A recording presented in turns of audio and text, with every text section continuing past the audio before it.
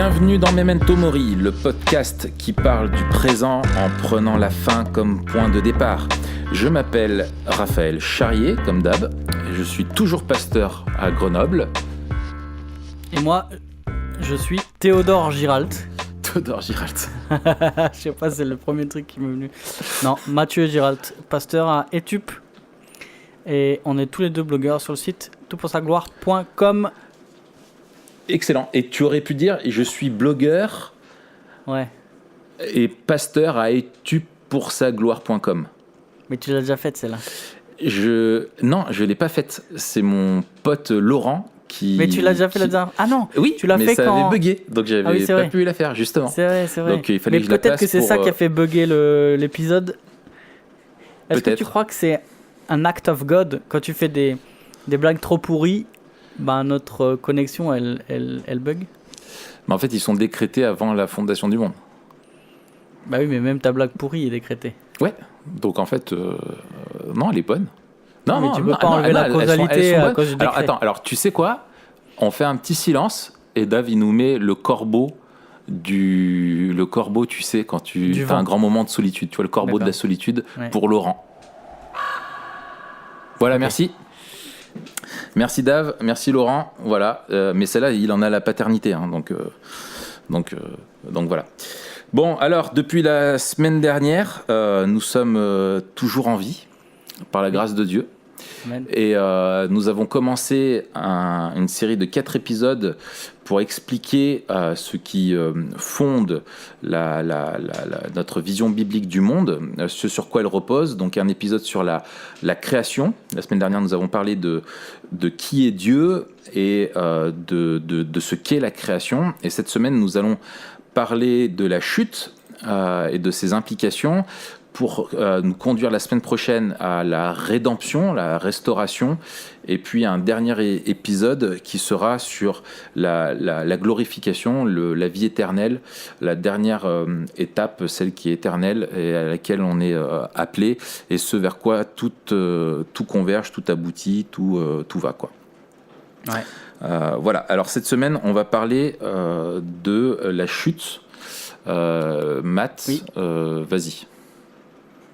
Oui, la chute qu'on appelle, ou qu'on pourrait appeler aussi la rupture. Je crois que c'est Henri Blocher qui l'appelle comme ça, je ne suis pas certain, mais en tout cas voilà. Parce que la chute, en fait, ça fait... c'est bizarre déjà comme mot, la chute. Et ensuite, ça fait un peu... Oups, j'ai pas fait exprès, j'ai trébuché, quoi. Ouais, ou la chute... Ouais, alors t'as les blagues qui ont une bonne ou mauvaise chute. T'as les chutes du Niagara. Et les chutes du Niagara. T'as la chute du Faucon Noir. Et il y a... Chut, tu te tais. Ouais. Et c'est vrai, et la chute, ou ça pourrait être le nom d'un titre, tu sais, d'un film d'auteur. Et ça pourrait être sinon le titre d'un film sur Hitler. Ouais, tout à fait. Ouais, la chute, ou sinon ça pourrait être le nom de ton shampoing. Mais alors, il se vendrait pas beaucoup, quoi. Ouais, c'est comme... ouais, c'est ça. C'est la chute. Aïe. Bref. C'est comme si t'appelais un savon le sale. C'est ça. La boîte a déposé le bilan depuis un moment, quoi. Voilà, alors, donc, vas-y. Oui, la dernière fois, en fait, on a parlé de la création. On y a passé un petit bout de temps parce que c'est vraiment le fondement sur lequel tout le reste est construit. Et aussi, il y a beaucoup de notions qui vont nous aider et qu'on va reprendre dans les épisodes prochains, notamment celui-là. Et on avait fini en parlant de la solidarité de la création, à la fois dans l'origine et dans le but qu'elle poursuit. Et en fait, quand on a parlé de la création, on a répondu presque aux 2 premières grandes questions dont on avait parlé. C'est qu'est-ce que l'univers, où je suis, et qui suis-je, quelle est ma place dans l'univers, quel est mon rôle. Quand on a parlé de la création, normalement on a répondu à ça. Et là, avec la chute, on répond à la 3e grande question, c'est quel est le problème. C'est ça. Et c'est pour ça qu'on a appelé l'article là sur le site « La chute de l'homme pour comprendre le monde tel qu'il est ». Mais en fait, on va vite se rendre compte qu'il y a un écart entre le monde tel qu'il est et le monde tel qu'il devrait être. Voilà. Et si on a parlé de la création, on a parlé du monde tel qu'il devrait être, tel qu'il a été conçu. Tel qu'il a été, ouais. Et qu'il devrait tel qu'il a été créé. Mais le monde tel qu'il est maintenant n'est pas ce monde-là, notamment à cause de la chute de l'homme. Et alors, la semaine dernière, tu avais, avec un certain brio, vu la spontanéité avec laquelle tu as répondu, et voilà, le manque de préparation, tu avais parlé de l'alliance avec Adam, oui. Et tu as parlé notamment de cet ordre que Dieu lui avait donné, oui. de ce mandat positif, oui. De se développer, de peupler la terre, de se reproduire et de la peupler de sa gloire, et de la soumettre, etc. On vous renvoie à notre épisode sur le mandat culturel, mais aussi de ce commandement négatif de pouvoir disposer de tout, sauf d'une chose, et en fait qui était comme une probation par rapport à l'homme, où Dieu mettait l'homme à l'épreuve pour voir s'il allait lui obéir. C'est ça.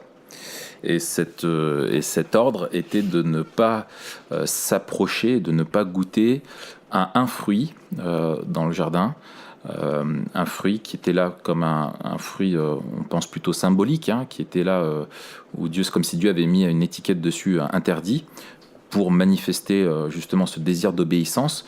Comme nous, on peut dire à nos enfants de ne pas franchir une certaine limite, comme je le disais la semaine dernière, parce que c'est ce qu'on a décidé et qu'on veut qu'ils obéissent et qu'ils peuvent jouer dans le jardin, mais jusqu'à un certain endroit où ne pas toucher à telle plante, par exemple.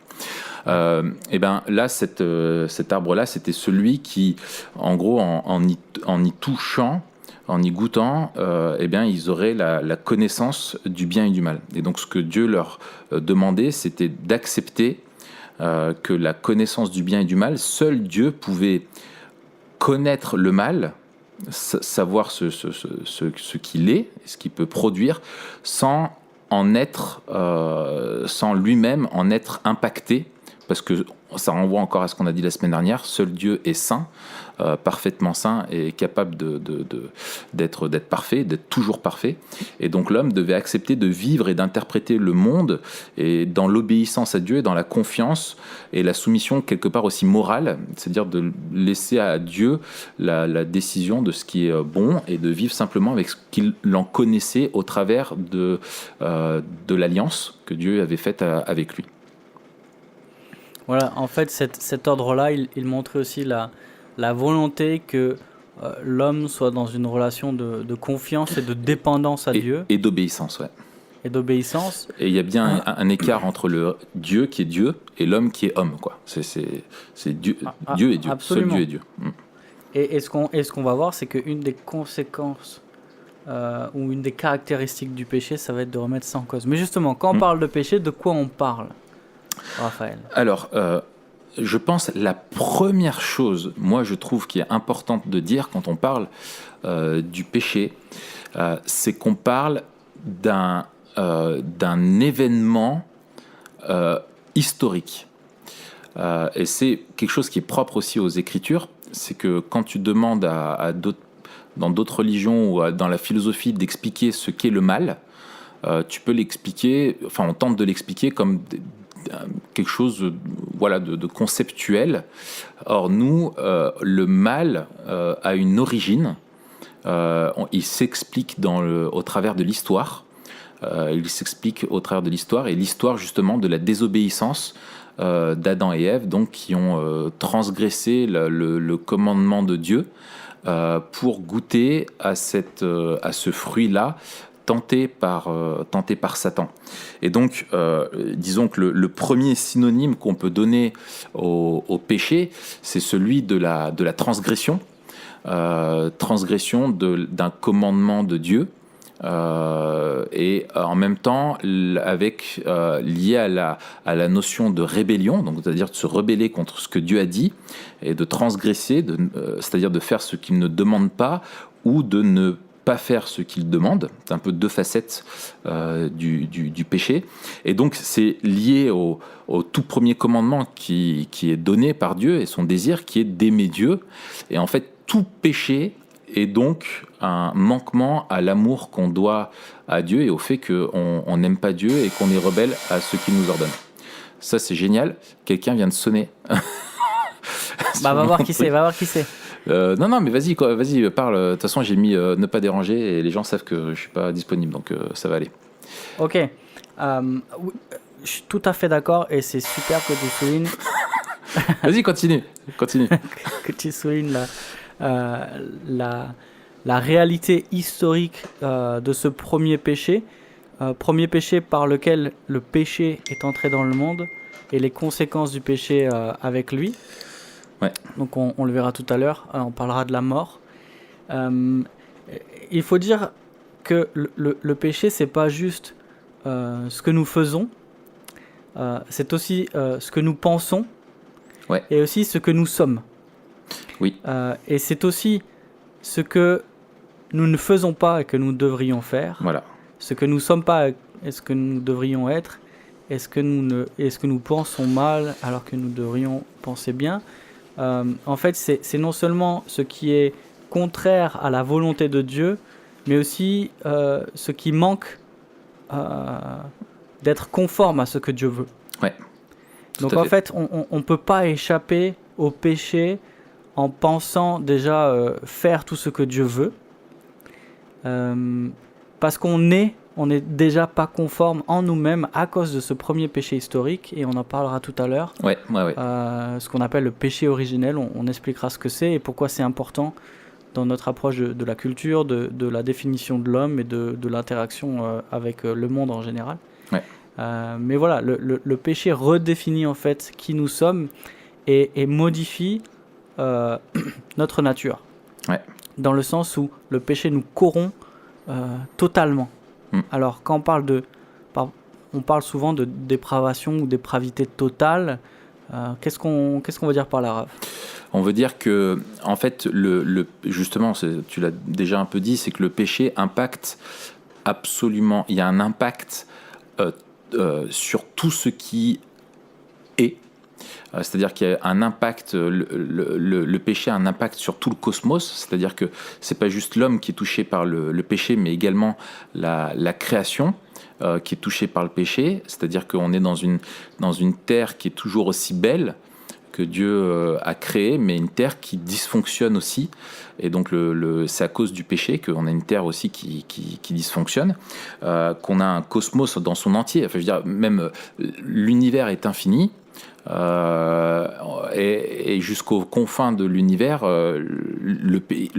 l'entièreté de l'univers est emprisonnée dans le péché, quoi. C'est quelque chose qui contamine tout. C'est ça qu'on veut dire par dépravation totale, c'est que tout est touché, contaminé par le péché, et y compris nous.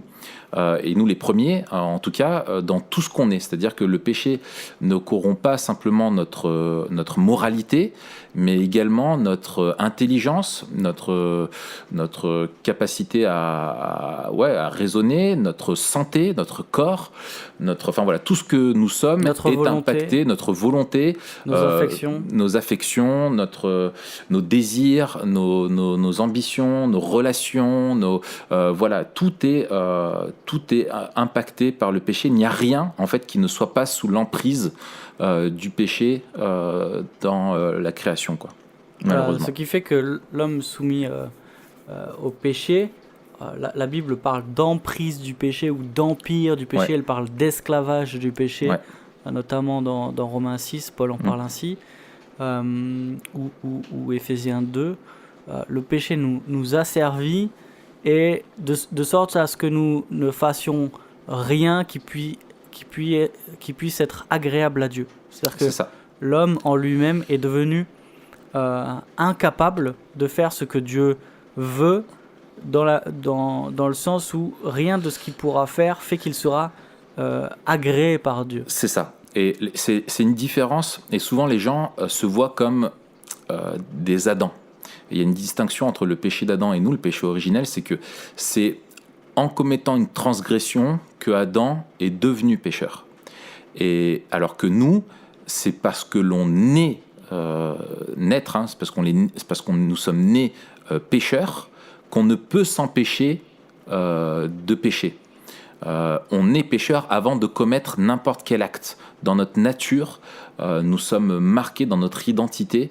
Nous naissons donc pécheurs. Et c'est pas parce qu'on a commis un jour quelque chose de mal qu'on est devenu pécheur. Absolument. Et on distingue souvent, quand on parle du péché originel, donc la question, la manière dont le péché d'Adam a corrompu toute la création, on parle souvent de la culpabilité et de la corruption héritée. Ouais, c'est ça. Parce que Adam a péché et parce que il était le représentant de l'humanité, chaque homme après lui est coupable devant Dieu et corrompu aussi dans sa nature. Ouais. Donc à la fois ce qu'il est et ce qu'il fait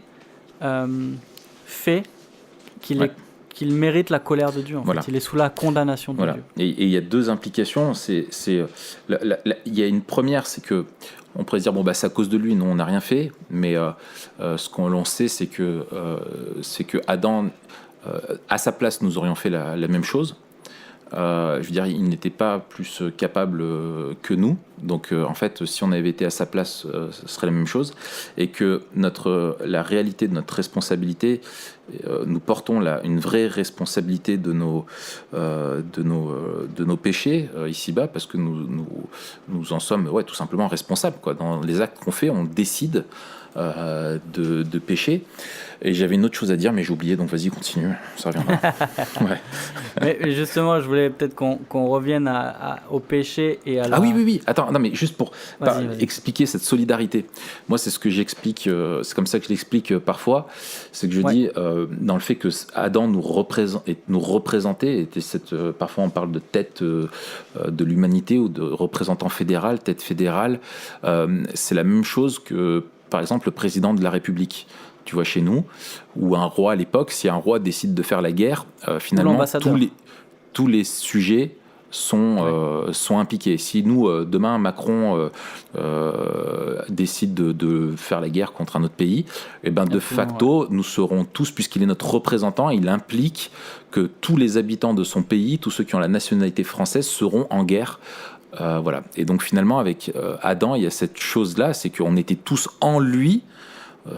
Quand il a péché, il était notre représentant, et en même temps toute vie, du coup, comme lui est contaminé par le péché, toute vie qui découle de sa postérité et partage la même condition déchue dans sa nature, est totalement responsable pour chaque génération, quoi. Absolument. Et alors si on revient au péché, peut-être, et à même l'acte historique, la désobéissance historique, la manière dont l'histoire nous est racontée en Genèse 3 nous montre plusieurs choses, en fait, du péché, de ce qu'il est, de ce qu'il a entraîné. Ouais.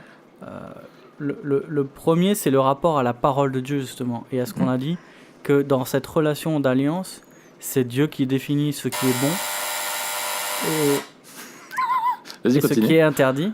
Ouais. Et donc le péché remet en cause cela. Ouais. Le péché remet en cause la bonté et la véracité de la parole de Dieu. Et aussi le péché, comme on l'a dit tout à l'heure, comme tu l'as dit, l'homme est créé pour être dépendant de Dieu. Et le péché tente de redéfinir la place de l'homme. Et la tentation du serpent, c'était de dire, mais vous serez comme des dieux, en fait. C'est ça. Vous serez un rang égal à lui. Et le péché, c'est cette tentative de non seulement redéfinir ce qui est bon et ce qui est vrai, mais aussi de redéfinir par nous-mêmes ce que nous sommes. Ouais. Et notre place, en fait. C'est une déclaration d'indépendance, une déclaration d'autonomie. C'est ça. On en a parlé déjà la semaine dernière aussi. Ouais. Et du coup, la malédiction qui était attachée à la désobéissance, c'était la mort. Ouais. Et comme on l'a dit la semaine dernière, la vie, c'est de connaître Dieu. Et donc la mort, c'est la séparation d'avec Dieu. C'est ça. Parce que toute vie subsiste à cause de Dieu. Et pour condamnation, Dieu avait dit que justement, si l'homme choisissait cette indépendance vis-à-vis de Dieu et voulait se faire l'égal de Dieu et donc transgresser sa volonté, alors la sanction serait la mort. C'est hyper important, la mort. On pourrait dire beaucoup de choses dessus. Tu as commencé le bouquin là, Remember Death? Non, pas encore. Écoute, je l'ai quasiment fini. Il est vraiment bien. Il faudra peut-être qu'on fasse un épisode sur la mort, justement. Excellent. En tant que telle. Ouais. En fait, la mort, elle est là pour, justement, comme elle est profondément, du coup, elle est universelle. Tout homme, quelle que soit sa condition, quelle que soit sa moralité, meurt un jour. Et ça rappelle qu'il y a un jugement universel sur toute la création. Et ça rappelle également aussi que justement il y a une condamnation à la transgression. C'est que Dieu nous ôte la vie qu'il nous a donnée. C'est confiscatoire, quoi. C'est vraiment une sanction. Et en fait, ce que je trouve beau dans cet acte de jugement de Dieu, c'est que la mort, elle rend indéniable le fait qu'il y a un problème. Tu vois, quand on parle de la question de la vision du monde, tu vois, du fait de dire quel est le problème, personne ne peut te dire que sa propre mort n'est pas un problème et que la mort n'est pas un problème. Et quand bien même on serait aujourd'hui dans une humanité qui, avec tous les progrès techniques, ou si tout le monde, tu vois, c'est ce que dit l'auteur dans le bouquin là, il dit avec tous les progrès qu'on pourrait faire, imaginons que vous ayez une vie, vous soyez riche, que vous ayez des enfants avec qui ça se passe bien, que tout se passe bien, etc. Ouais, et au final tu meurs. Ouais. Et en fait la mort nous rappelle notre état devant Dieu et nous pousse tous à nous dire, à créer une crainte en nous. Justement, la peur de la mort pour ce qu'elle est et pour ce qu'il y a derrière et le fait qu'on perd tout. Et parce que finalement, on perd tout parce que en fait, on a été déconnecté de celui qui donne tout. Et donc la mort est profondément mauvaise, moralement mauvaise dans les Écritures et survient comme la conséquence et la sanction ultime de la séparation avec Dieu et la manifestation ultime de ça, quoi. Absolument, ouais. Il y a alors, c'est bien qu'on s'appelle Memento Mori, ça veut dire qu'on est, on est un peu là-dedans. Il y a trois peut-être aspects qu'on peut dégager, peut-être t'en as un supplémentaire, mais la première, c'est la dimension spirituelle de la mort. Oui. C'est qu'en étant chassé du jardin d'Éden, l'homme est mis hors de la présence de Dieu et de la vie aussi que Dieu donne. Il n'a plus accès à l'arbre de vie dans le jardin. Il n'est plus en communion avec Dieu. Et donc, mais on va voir que c'est pas la fin de l'histoire, justement, avec le chapitre 3 et l'histoire de la rescousse, du salut, de la rédemption.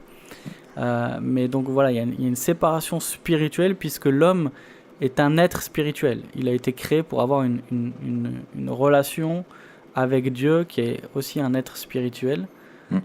Donc il y a une séparation d'avec Dieu qui définit la mort spirituelle, une mort physique qui est la conséquence aussi de l'irruption du péché dans le monde et le fait que physiquement la vie ne va pas vers une glorification ou vers un plein épanouissement mais va vers la décomposition. C'est ça.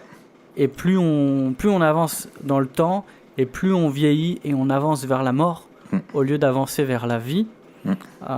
Et ça on en parlera tout à l'heure, mais aussi il y a une dimension éternelle, c'est-à-dire que l'homme a quand même été créé pour la vie et que même si sous le soleil sur cette terre on mourra, l'existence ne s'arrête pas là. Il y a une mort qui sera éternelle. Voilà, c'est un état de l'existence, la mort, d'une séparation et pas juste la cessation de la vie.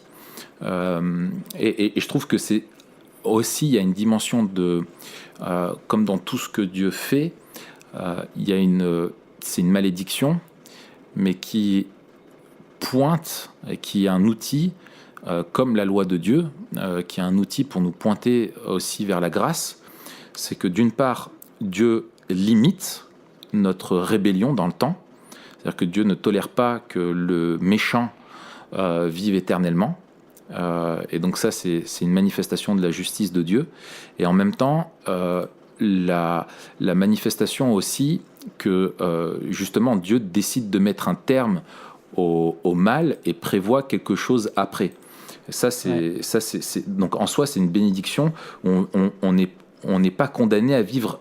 Finalement, si Dieu ne nous avait pas condamné à la mort, il nous aurait condamné à vivre pour l'éternité, séparés de lui et dans un monde qui dysfonctionne. Et moi, je pense souvent à cette phrase de Einstein qui dit s'il y a une troisième guerre, elle sera nucléaire, et la quatrième se fera avec des bouts de bois et des pierres. Et en fait, c'est qu'on va vers la destruction de l'humanité. Et en soi, le fait que Dieu ait mis la condamnation de la mort ouvre la porte à un nouveau chapitre et à un plan que Dieu a derrière, qu'il dévoile un petit peu plus loin dans les Écritures, quoi. Ah, absolument, ouais. Donc ça, je trouve que c'est en soi quelque chose de beau, parce que ça rappelle que Dieu met un terme au péché. Mais, et puis, ça nous oblige aussi à ne pas penser la mort en dehors de la relation avec Dieu, en fait. C'est ça. La mort, c'est pas juste quelque chose de naturel, c'est toujours défini en rapport avec Dieu. Exactement. Et ça pousse tous les hommes à s'interroger. Justement, et t'as quelque chose, personne ne peut répondre. J'ai appris qu'en fait, même pour les médecins, c'était hyper complexe. La définition de la mort, d'un point de vue médical, a mis beaucoup de temps à éclore. Et en fait, ils se rendaient compte, plus tu procédais d'aller dans la science, qu'en fait, entre le moment où ton cœur arrête de battre et le moment où il n'y a plus d'activité électrique dans ton cerveau, en fait, quand est-ce que tu es mort ? Tu vois. Et en fait, ça, c'était quelque chose de finalement complexe. Et l'état de la mort elle-même, c'est un mystère, en fait. On sait juste qu'il y a une absence après de réaction physique au corps, mais c'est tout ce qu'on peut dire. Tu vois. Et c'est là qu'il y a justement une part de grand mystère que Dieu laisse volontairement pour nous pousser à nous tourner vers lui. Ouais, absolument, ouais. Mais il ne faut pas aussi oublier, et c'est important pour notre apologétique, et aussi pour notre pastoral, de dire que la mort, ça reste un scandale. Oui. Ça reste quelque chose, comme tu l'as dit, qui n'est pas explicable et qui dépasse en fait l'existence physique. Ça reste un scandale et ça reste toujours une absurdité. La mort, c'est absurde. C'est quelque chose qu'on ne peut ni comprendre ni accepter. Et même si la Bible nous donne des pistes sur ce qu'est la mort, sur et elle est légale. C'est aussi un jugement, quoi. Oui, absolument. Et même si on a des pistes sur le fait que Christ a vaincu la mort et que tous ceux qui sont à sa suite la vaincront aussi, ça reste quand même quelque chose de profondément toujours une déchirure et une incompréhension. Et donc on doit ni la minimiser ni vouloir l'expliquer dans notre apologétique, et on doit toujours partager l'avis de ceux qui la trouvent être absurde, quoi. Mais elle doit nous pousser tout le temps, comme tu l'as dit, à remettre la relation avec Dieu au centre de nos discussions sur la mort. Autre chose aussi qu'on peut noter sur la chute, c'est la portée de la chute, en fait. De la même manière qu'il y avait une solidarité de toute la création, on l'a dit, il y a une solidarité de la création dans la chute, et on voit en fait en Genèse 3 que tout a été impacté, c'est-à-dire à la fois la relation entre l'homme et Dieu, à la fois la relation entre dans le couple, à l'intérieur du couple, on voit que le mariage est entaché, que le couple est entaché, les relations humaines sont entachées, et aussi la relation entre l'homme et la nature elle-même, en fait. Oui, c'est ça. Même le travail est entaché. C'est ça. Alors qu'à la base, le travail, et ça on en parlera dans notre épisode dessus qu'on fera à la suite de cette série, qui est vraiment une chose bonne que Dieu nous a donné pour notre épanouissement, etc. Maintenant, c'est toujours notre vocation, mais maintenant il se fait dans la pénibilité, avec les conséquences du rapport à la création, où aujourd'hui cultiver la création étant maudite aussi, elle est plus difficile à cultiver, donc le mandat créationnel en tant que tel est plus difficile, mais aussi plus difficile à cause de notre péché et des relations qu'on a, parce que le travail implique nécessairement une collaboration, et comme on est pécheur, et bah, du coup cette collaboration-là, elle est compliquée, quoi. Et c'est ça qui est beau, c'est quand tu regardes le récit donc de cette rupture, de cette chute, de cet état que l'homme avait avec Dieu, de cette relation-là, tu as tout de suite Adam, alors que Dieu lui a fait un merveilleux cadeau, qui est Ève. Il dit mais c'est pas ma faute, c'est la faute à elle, à celle que tu as placée à côté de moi. Ça c'est terrible, tu vois, il en accuse presque Dieu en disant si tu m'avais pas fait ce cadeau-là, et tu vois, et t'as déjà la manifestation souvent de l'homme qui s'adresse qui rejette la responsabilité sur Dieu. Et ça, c'est quelque chose, on dit, de dire que c'est à cause de Dieu, tu vois, c'est toi le responsable, alors que ce que Dieu a donné lui est bon. Et Ève, qui elle, dit, mais c'est pas ma faute, c'est celle du serpent. Et donc pareil, qui rejette sa responsabilité, qui la remet sur celle du diable. Et alors certes, le diable a sa part de responsabilité, mais nous sommes responsables du mal que nous faisons. Absolument, sinon il n'y aurait pas la condamnation du péché, Dieu n'aurait pas jugé ainsi. Et ensuite, ben voilà, où il y a aussi dans ce jugement-là aussi, on voit la suite où il y a la question de l'inimitié entre Satan et l'homme, où Satan qui se présente comme étant du côté de l'homme, soi-disant, en lui disant mais moi je veux t'aider à t'émanciper, ce qui est un mensonge, finalement nous est révélé que Satan sera également contre nous, et Satan ne cherche rien d'autre que lui-même, et donc contrairement à Dieu qui est amour et qui l'exprime, et où Satan finalement fait du mal à l'humanité, et agit pas pour le bien de l'humanité, et à l'influence dans le mauvais sens, quoi. Et donc aussi cette relation à la terre, à la création qui est rendue compliquée, et le péché est inscrit dans l'espace, c'est-à-dire qu'il y a rien qui ne soit pas touché par le péché, et dans le temps, c'est-à-dire qu'il perdure tant que Dieu n'intervient pas. Absolument. Et on voit aussi une espèce d'inversion, de perversion du mandat culturel. Au lieu de porter la gloire de Dieu et de la rechercher, l'homme va rechercher sa propre gloire. Au lieu de faire les choses pour Dieu, il va le faire pour lui-même. Et la manière dont l'homme devait prendre soin de la création va se transformer en asservissement. Et aussi cet ordre-là qu'il avait de la développer, de remplir la terre de la gloire de Dieu, à la fois par la multiplication de l'image de Dieu, par la reproduction, l'engendrement, mais aussi par le développement de la culture. On voit que les structures du mariage sont affectées, et on voit aussi que le travail de la terre est affecté. Donc en fait, le mandat qui avait été confié à l'homme reste, mais devient pénible, et une source de souffrance en fait. À cause du péché seulement, et pas à cause de ce que Dieu a créé. Ça, c'est le lien avec la dernière fois. Et je pense aussi, quelque chose qu'on n'a pas mentionné mais qui est hyper important, c'est que justement Dieu dit que l'homme mourra, et finalement la première génération qui suit Adam et Ève, qui parvient à la vie, donc les enfants de Caïn et Abel, on voit que la première mort n'est pas une mort naturelle, entre guillemets, c'est-à-dire une mort de vieillesse, en tout cas à cause des conséquences indirectes de la chute, mais est un meurtre. Et en fait, c'est l'homme lui-même qui est là. Tu es dans un portrait où c'est vraiment saisissant, où tu as l'homme qui a été créé pour remplir la terre de vie, et la première génération, du coup, se tue. Et on est vraiment dans ce côté obscur de l'humanité qui est révélé, et je trouve que c'est vraiment fort, quoi, ce contraste qui nous est présenté dans les Écritures. Absolument. Et là où on aura une vision humaniste qui dira que l'homme est bon par nature et que c'est la société qui le corrompt, ce sont les institutions mauvaises qui font de l'homme un être mauvais. La Bible dit non, en fait. Les institutions créées par Dieu sont bonnes, et intrinsèquement le reste, mais l'homme, lui, est corrompu par le péché, et ce qui est mauvais, en fait, c'est l'homme. C'est ça. Et ce qui rend les institutions mauvaises, c'est les hommes qui les dirigent et qui... Exactement. Le mariage en soi est bon, mais c'est l'homme qui le rend source de souffrance, quoi. Et une des conséquences de la chute, c'est aussi que l'image de Dieu, et j'emprunte l'expression à Henri Blocher, devient caricature.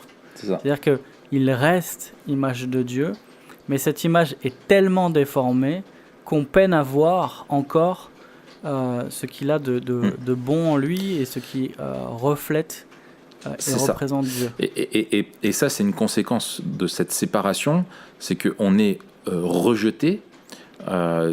Dieu nous rejette à cause de notre péché parce qu'il est saint. Et il affirme qu'on ne peut pas rester dans sa présence. Et il y a ce rejet de ce jardin-là qui était dans la création et qui rappelle que, en fait, on est dans un monde où finalement, moi j'avais cette discussion, c'est marrant, avec un pote.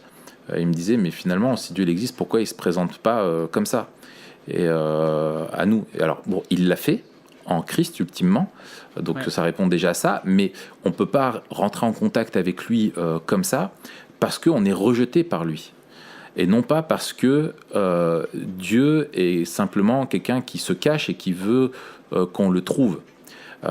J'explique, c'est que le fait qu'on ne puisse pas rentrer en relation avec lui naturellement, s'il existe et qu'il est présent, comme on l'a dit la fois dernière, en fait, Dieu le veut pour nous rappeler qu'on ne peut pas, sans que lui le permette, rentrer en relation avec lui. Il nous prive de sa glorieuse présence, nous sommes tous privés de sa gloire, et nous avons besoin de l'œuvre de Christ, de la médiation de Christ, pour pouvoir être reconnecté avec Dieu. Et c'est ça qui est merveilleux, c'est que Dieu lui-même pourvoit, alors qu'il nous rejette. Il est celui qui vient s'offrir pour payer à notre place. Bon, ça on en parlera la fois prochaine, mais il est celui qui pourvoit au moyen de nous racheter et qu'on retrouve cette présence avec lui, quoi.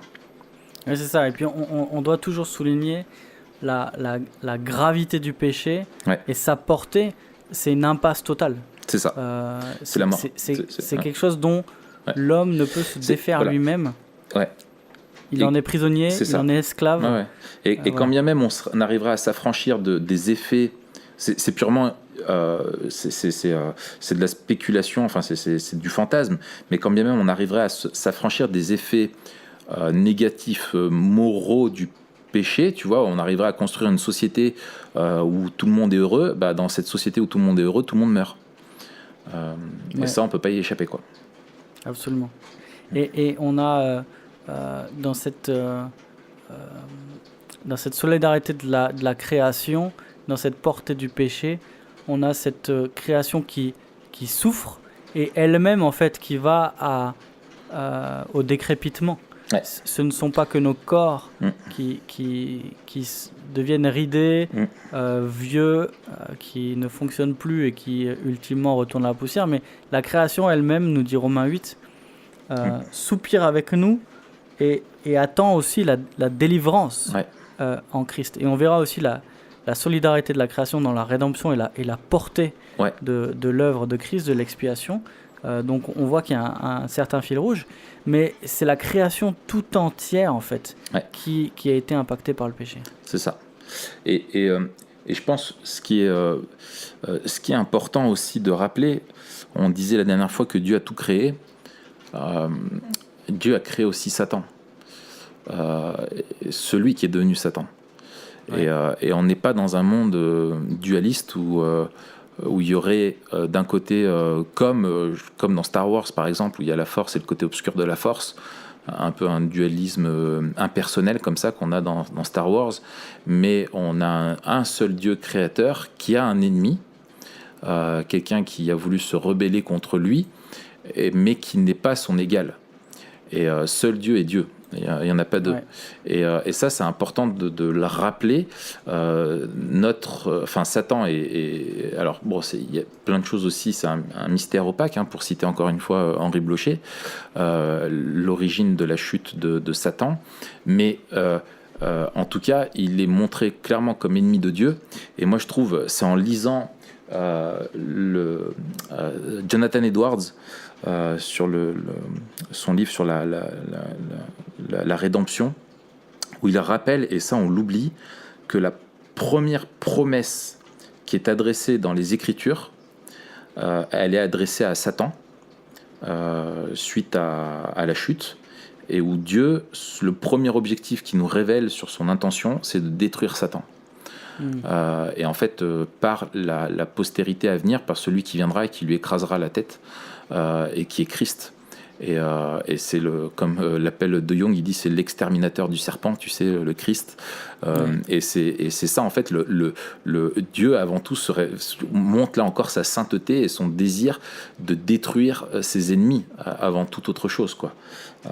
Et ça, je trouve c'est hyper important de se le rappeler, qu'il y a un Dieu qui est en campagne dès la chute, dès ce moment historique-là, qui a un projet de rétablir les choses, et que s'il l'a permis, c'est pour faire éclater plus sa gloire au final, au travers de la croix, qui certes, toute la création nous révèle à quel point Dieu est glorieux, mais l'ultime révélation de la gloire et l'ultime manifestation de sa gloire, elle trouve sa réalisation à la croix. Et ça, on verra plus tard, j'anticipe déjà un peu. C'est difficile de ne pas faire les liens entre les deux, parce qu'il y a une continuité organique, quoi, presque. Ouais. Donc, ouais. Et peut-être 2 choses ou 3 pour finir. Rappeler qu'il n'y a pas de dualisme entre le bien et le mal, ouais. Dans le sens où le péché reste distinct de la création. Ouais. La création ne devient pas mauvaise, ouais. Mais encore une fois, il est comme un parasite. Ce qui veut dire quoi ? Que par exemple, quand on parle de la culture, et qu'on considère que la culture, comme on l'avait dit la dernière fois quand on a parlé du mandat culturel, c'est un mandat qui est donné par Dieu à l'homme. Tu m'entends, Raph ? Oui, je t'entends, je t'écoute. Ah, j'avais peur qu'on soit coupé. Non. Un mandat de Dieu donné à l'homme, qui est là à la création en fait. Ouais. Et la culture, la première c'est l'agriculture qui est donnée dans le jardin, comme on l'a dit. Et la culture n'est pas le fruit du péché. Et même si la culture, comme tout le reste de la création et des institutions, est entachée par le péché, la culture elle-même n'est pas le fruit du péché, ni n'est pas péché. Et donc, ce qui va nous amener à considérer que toute culture, que tout produit culturel est un mélange à la fois de quelque chose de bon parce que voulu par Dieu et fait par des humains créés à son image, mais aussi corrompu par le péché, par des humains qui sont défigurés. Ah, c'est ça. Et donc, ça nous aide à avoir une image de la culture qui est juste, et on comprend que le monde tel qu'il est, il n'est pas tel qu'il devrait être, parce qu'il a été entaché par le péché, mais il nous dit quelque chose de ce qu'il devrait être, et de ce qu'il sera, parce qu'il porte encore la marque de Dieu qu'il a créé. Ouais, c'est ça. Et on a cette rébellion en nous, vis-à-vis du péché aussi, où finalement on n'en est pas content, et on vit dans une révolte par rapport aux effets du péché. On fait tout, on cherche par tous les moyens d'en éviter les effets et de les atténuer, mais sauf qu'on ne peut y parvenir qu'en se tournant vers Dieu ultimement, quoi.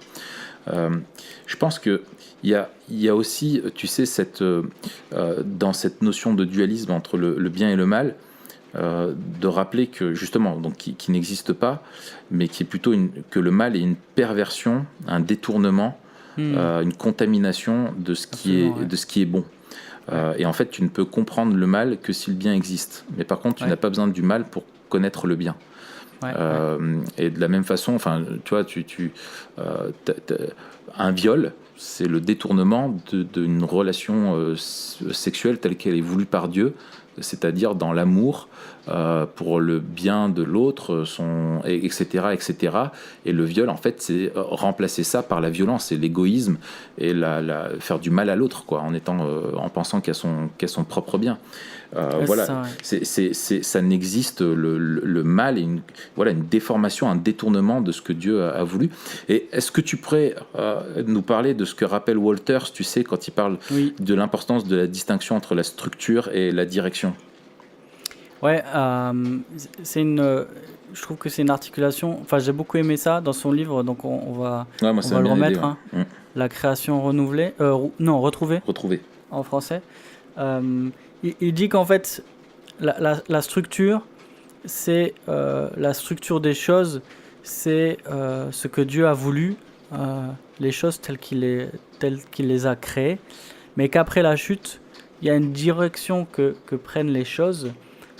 Et qui peuvent soit se diriger vers ce que Dieu veut, soit se diriger vers l'inverse, enfin l'opposé, c'est le péché en fait.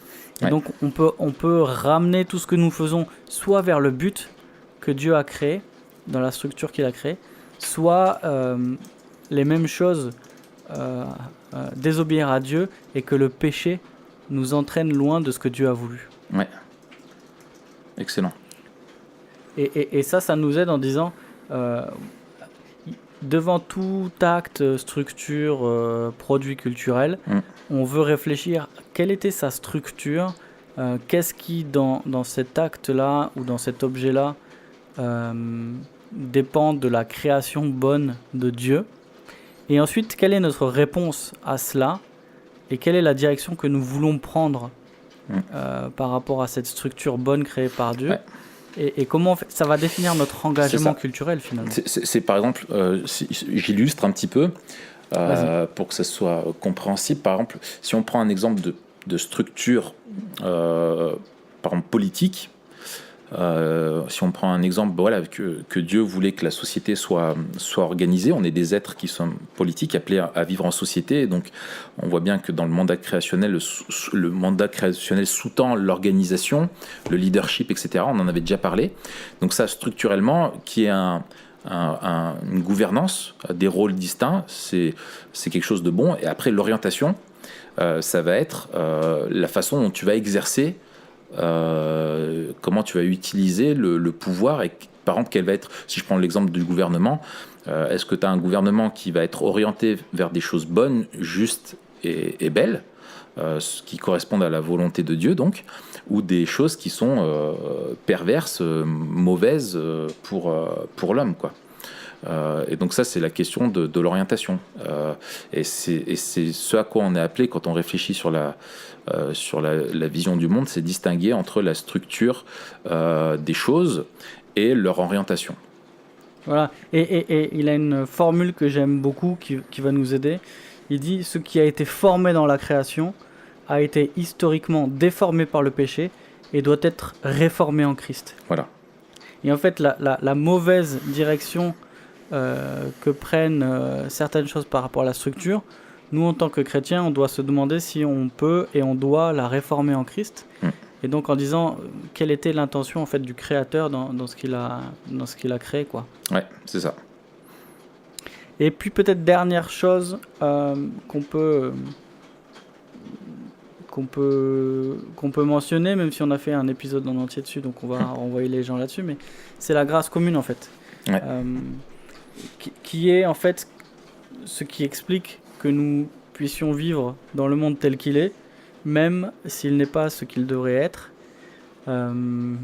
Et en fait, malgré le péché, Dieu continue de nous permettre de vivre. Et la grâce commune aussi est le tremplin vers la grâce spéciale, donc c'est-à-dire vers la rédemption dont on parlera la prochaine fois. Mais sans grâce commune, en fait, on pourrait pas vivre. Rappelle-nous ce que c'est la grâce commune, Raph.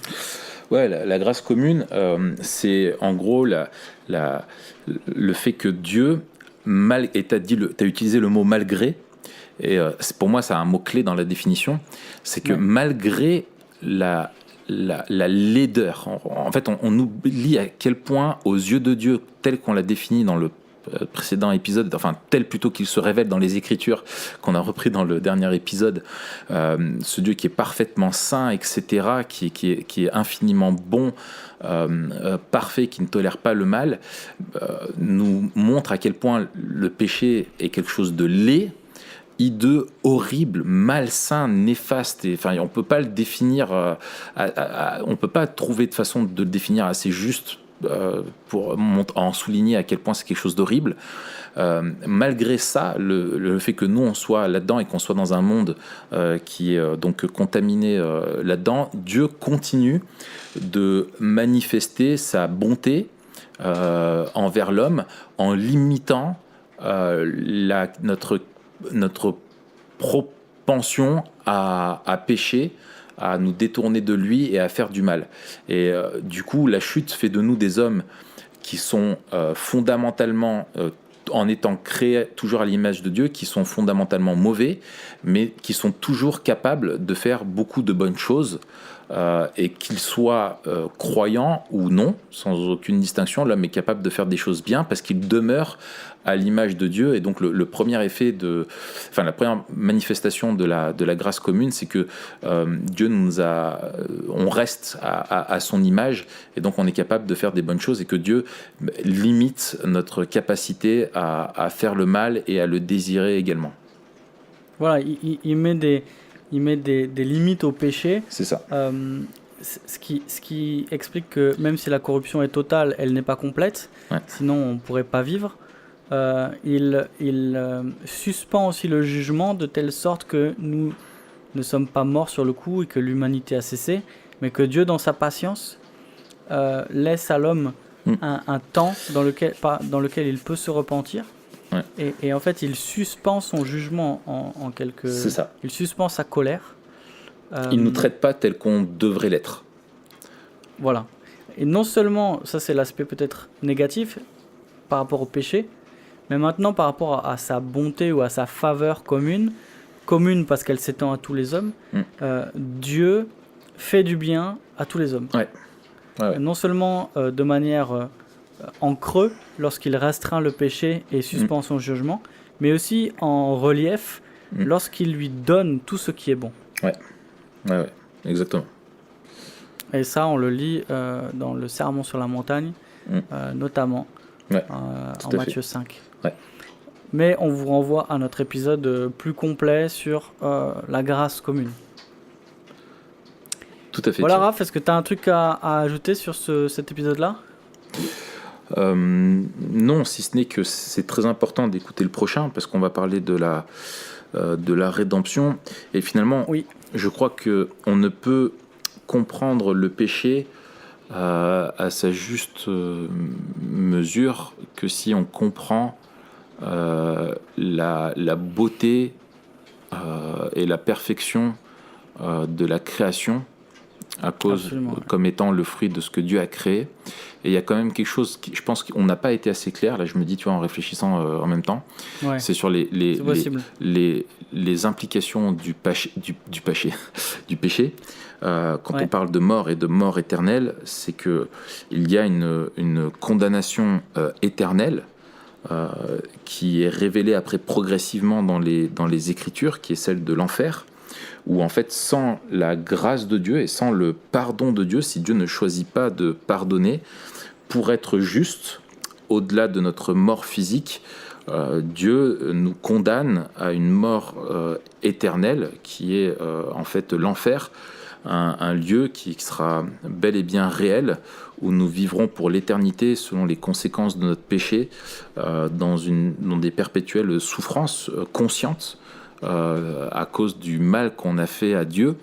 Et si l'enfer nous est vraiment révélé et enseigné pleinement par Christ, c'est pour vraiment nous rappeler, c'est peut-être que ça, finalement, moi je me dis souvent, il n'y a que la façon dont l'enfer nous est décrit comme une peine, les peines éternelles.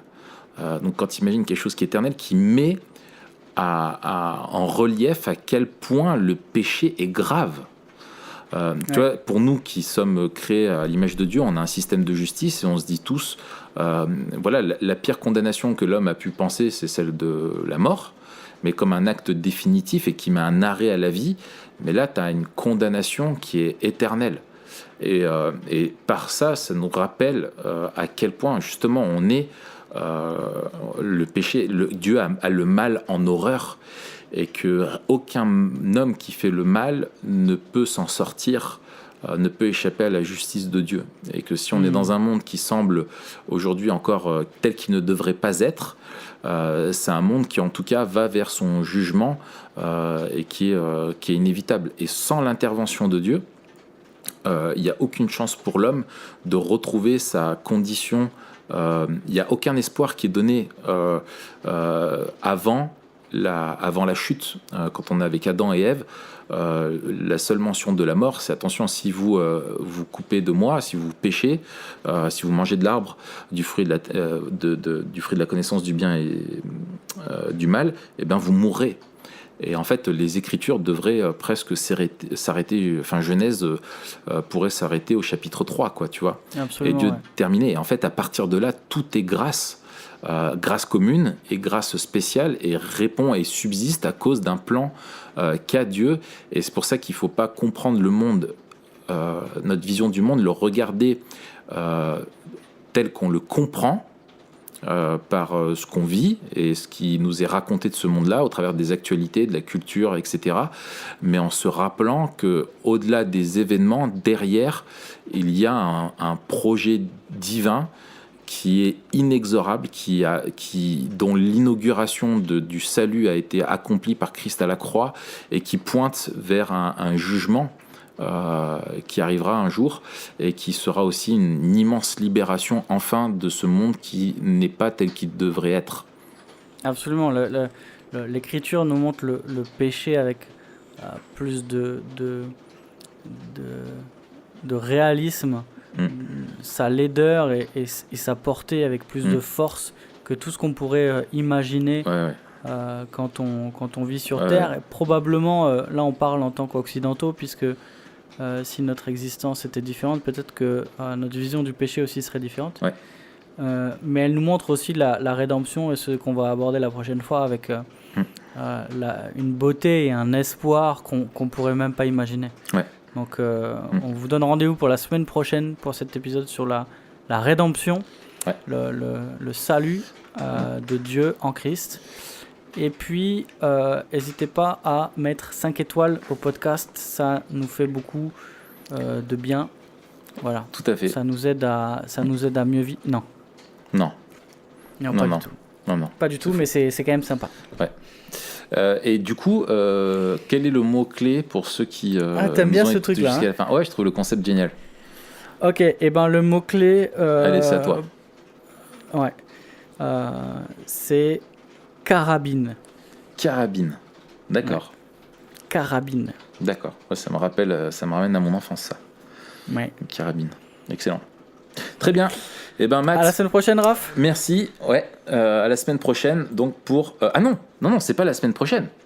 Parce que là, on est actuellement. En fait, on vous souhaite c'est les vacances. Un noyeux Joël. Oh non, tu peux pas faire ça. Si je suis obligé de la faire, c'est le noyeux Joël. Ah, pétard. Je l'assume. Puisque nous sommes aujourd'hui le lundi. Nous sommes aujourd'hui un lundi. Et en ce jour de ce lundi. Non, en fait, je me suis planté de dossier. Et tu t'es planté parce que normalement, voilà. la rédemption, ça sort le 17. Et là, on est le 10 aujourd'hui. On est le 10 décembre, voilà. Donc, il y aura, on vous souhaite pas un joyeux Noël. Parce qu'on se revoit la semaine prochaine pour parler de la rédemption. Et ensuite, on fera une pause pendant Noël et Nouvel An. Et on vous retrouvera le 7 pour parler de la justement nouvelle année. Ça tombe super bien. On commencera avec un premier épisode sur la restauration finale de toute chose et la glorification de toute chose. Génial, hein? Magnifique. Ouais, excellent. Excellent. Allez, à la bientôt, semaine prochaine, Matt. Merci beaucoup. Salut.